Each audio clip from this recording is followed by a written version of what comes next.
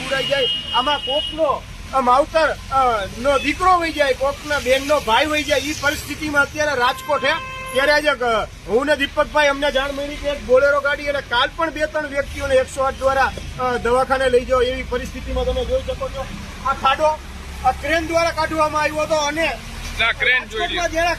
ખાડા પૂરવાની જગ્યાએ ખાડા વધી રહ્યા, ત્યારે કમિશનર સાહેબ ખાલી વાતું કરી રહ્યા છે. આમાં અનેક લોકોના જીવ જાય ને ભાજપને કોઈના જીવથી કઈ ભયડી નથી. લોકોના જીવ જતા હોય તો ભલે જતા હોય, ખાલી મોટી મોટી વાતો કરીને મોટા કાયફા કરે કે મોનસૂન કામગીરી અમે આ રીતે કરી, વરસાદના પાણીનો નિકાલ આ રીતે કરી, રાજકોટમાં એક પણ ખાડો નહીં રહેવા દે.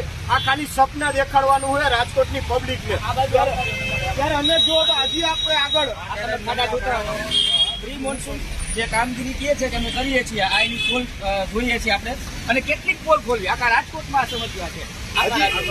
હજી આગળ અને આ જૂનો મોરબી રોડ સિટી સ્ટેશન સામેનો રસ્તો છે. દર વર્ષે અહીંયા આ જ રીતે આ જ રોડ ઉપર આ જ જગ્યાએ આવી રીતે ખાડાઓ હોય છે. એ લોકો પોતાની રીતે ભ્રષ્ટાચાર કરીને ડામર નાખી દે અને પછી દર વર્ષે આવી રીતે ભૂવાઓ પડી જાય છે, ખાડા પડી જાય છે અને લોકો હેરાન પરેશાન થાય છે. આવો જો આગળ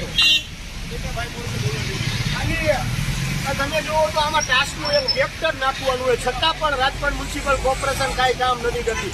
ત્યારે જ આગે કોઈનો જીવ જાય ને ત્યારે હમણાં જ તમે જોયું અંડરબ્રિજની અંદર તમે જોયું પાણી ટપકતું હતું, એક માણસ સ્લીપ થઈ, એક શિક્ષક સ્લીપ થઈને એનું મૃત્યુ થયું હતું.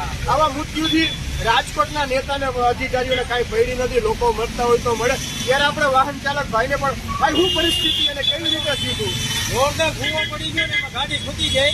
800 રૂપિયા ભાડું હતું, 2000 રૂપિયા 5000 રૂપિયા કાઢવાના દેવા પડ્યા.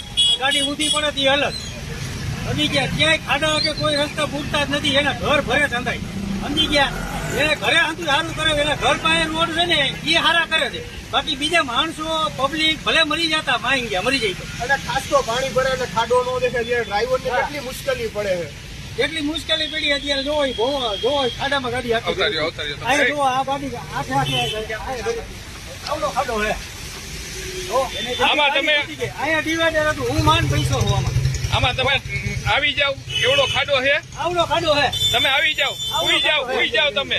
આવડો ખાડો હે. હા બરોબર છે. આ જો આ ભાઈ ઉઈ ગયા છે તો એ બેસી જાવ તો અંદર બેસી જાવ.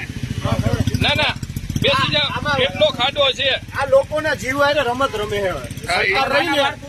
નાના બાળકો કોઈ બેન એક્ટિવા લઈને જતું પોતાના બાળકને સ્કૂલે મૂકવા, ત્યારે પણ આ પરિસ્થિતિ થાય. ક્યારે જાગશે ખબર? 2-4 મોટ થાય છે ને પછી ખાડા બુડશે, દેખાડશે કે સ્માર્ટ સિટીમાં જો તમે ખાડા મુક્ત કર્યું, પણ ખાડા મુક્ત નથી કરતા, ખાડાથી વધારે પડે. દીપકભાઈ હું કયો? દીપકભાઈ તમે 2 શબ્દ કયો. હવે આ જે પરિસ્થિતિ છે ને, આપણે જે જોઈએ છે ને કે જયારે વરસાદ આવે, વરસાદ પહેલા એ લોકો કામગીરી બતાવે છે, પણ એ માત્ર ચોપડે બતાવે છે. ચોપડે એવું દર્શાવે કે ભાઈ અમે કામગીરી કરી, અને એના લાગતા વળગતાઓ હોય, નેતાઓના ઘર પાસે હોય તો ત્યાં બ્લોક પથરાઈ જાય, ત્યાં સારા રસ્તાઓ થઈ જાય, જ્યાં કોઈ રહેવા પણ નહીં હોય ત્યાં થઈ જાય. પબ્લિકના પૈસાથી આ રોડ બને છે. આ પબ્લિકના પૈસાના રોડ જાય છે ક્યાં? આપણે બધા એ જ પૂછવાનું છે કે તમે જે ટેક્સ ભરો છો એના રૂપિયા છે, અને એ રૂપિયા ક્યાં વાપરવામાં આવે છે? ખરેખર અહીંયા વાપરવાના હોય, પણ આપણે તો જોઈ રહ્યા છીએ, તમારી નજર સામે છે કે અહીંયા એ રૂપિયા વપરાતા નથી. માત્ર ને માત્ર ડિંડક કરવામાં આવે છે. આ ડિંડક છે, દર વર્ષે આ ડિંડક જોવા મળે છે. અને તમે બધા અહીંયા સાક્ષી છો, રહેતા છો કે દર વર્ષે આ સમસ્યા રોડ ઉપર જોવા મળે છે. આ ભાઈને મળો.